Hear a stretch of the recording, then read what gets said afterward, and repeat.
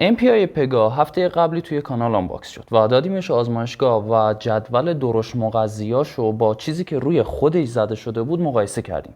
آزمایشگاه یه سری مغایرت جزئی پیدا کرد با این.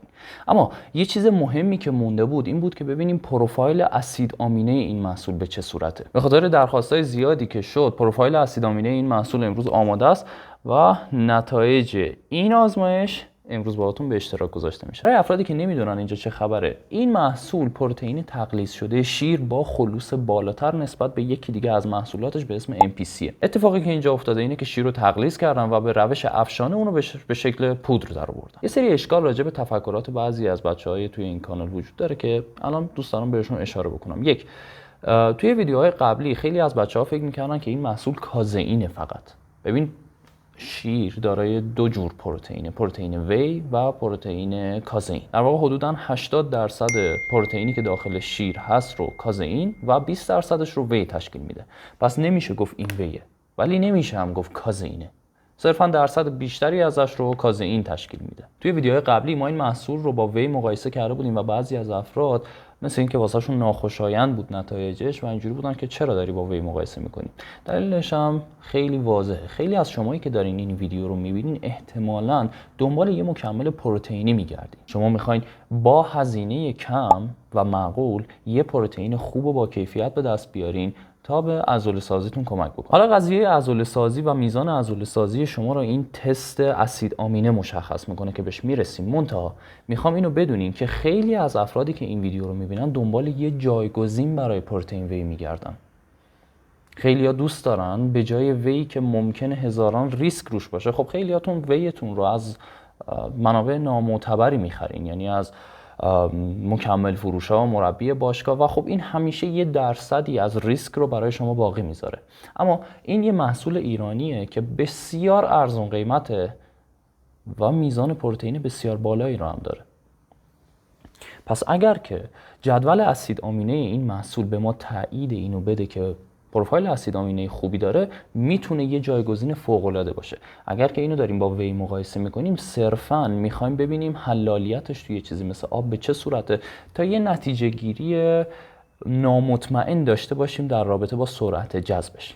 پس قبل از اینکه بریم سراغ پروفایل اسید آمینه‌اش، خیلی از بچه‌ها واسهشون سوال بود که آقا نحوه مصرف این به چه صورته، چقدر باید مصرف بکنیم از این، از اونجایی که پودرش خیلی سبکتر از ویه چه جوری باید مصرف بشه و نحوه مصرفش چیه. به صورت کلی اگر که بخوایم بگیم، شما به یه مقدار خاصی از پروتئین توی هر وعده‌تون احتیاج دارین تا سنتز پروتئین عضلانی رو شروع بکنین.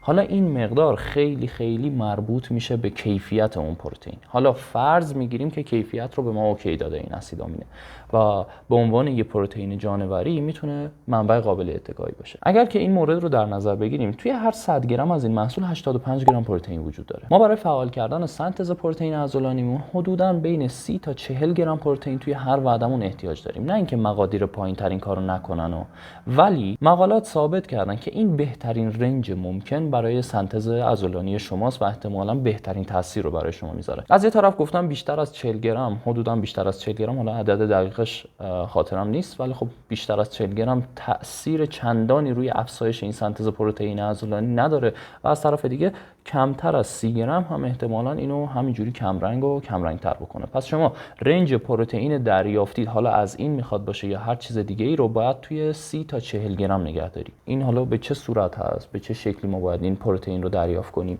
ببین، وقتی میگه 100 گرمش 85 گرم پروتئین داره، شما باید چه مقداری بخوری تا بین 30 40 گرم داشته باشه؟ توی 50 گرمش میشه حدوداً 42.5 گرم. این یعنی یه سروینگ 50 گرمی از این محصول میتونه کار شما رو کاملا راه بندازه و اون مقدار پروتئینی که برای سنتز احتیاج دارین رو به شما برسونه. حالا یه خورده کمتر هم بشه هیچ اشکالی نداره. پس رنج استفاده این محصول برای فعال کردن سنتز پروتئین عضلانی شما توی بهترین حالتش حدوداً 40 تا 50 گرم. حالا خیلی واسهشون سوال میاد که چند اسکوپ میشه. من نمیدونم اسکوپ اینا دقیقاً چند گرمیه، ولی بهترین کار اینه که شما به عنوان کسی که روی عضلاتش حساسه، روی نتیجه گیریش حساسه، یه ترازو داشته باشی و مقدار پروتئین مصرفیت رو اندازه‌گیری کنیم. فکر می‌کنم دیگه همه سوالایی که عمومی بودن رو جواب دادیم. بریم سراغ جدول اسید آمینه این محصول. اول از همه با 3 تا اسید آمینه شاخه‌دارش که مهمترین بخش این مکمل و حالا اون مرتبط ترین قسمتش با عضله سازی هست رو براتون میخونم. لوسینی که این محصول داره حدوداً 8.5 هست توی هر 100 گرمش، ایزولوسینش 4.7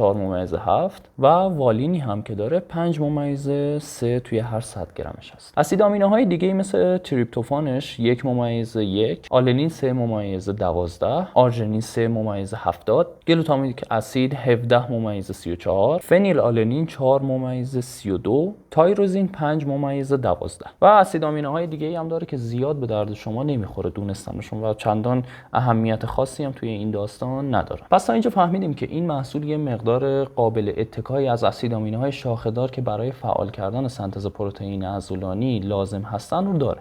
پس این محصول فارغ از طعم نه چندان جالبش، بسته‌بندی بی‌کیفیتش و حالا اون پروسه تحویلش به مشتری که من فکر نمی‌کنم زیاد چیز جالبی باشه، چون اینا رو به صورت فله‌ای تولید میکنن. از یه منبع حدودا نزدیک من شنیدم که اینا زیاد توی اون قسمت بسته‌بندی دقت لازم روشون انجام نمیشه و سختگیری لازم رو ندارن.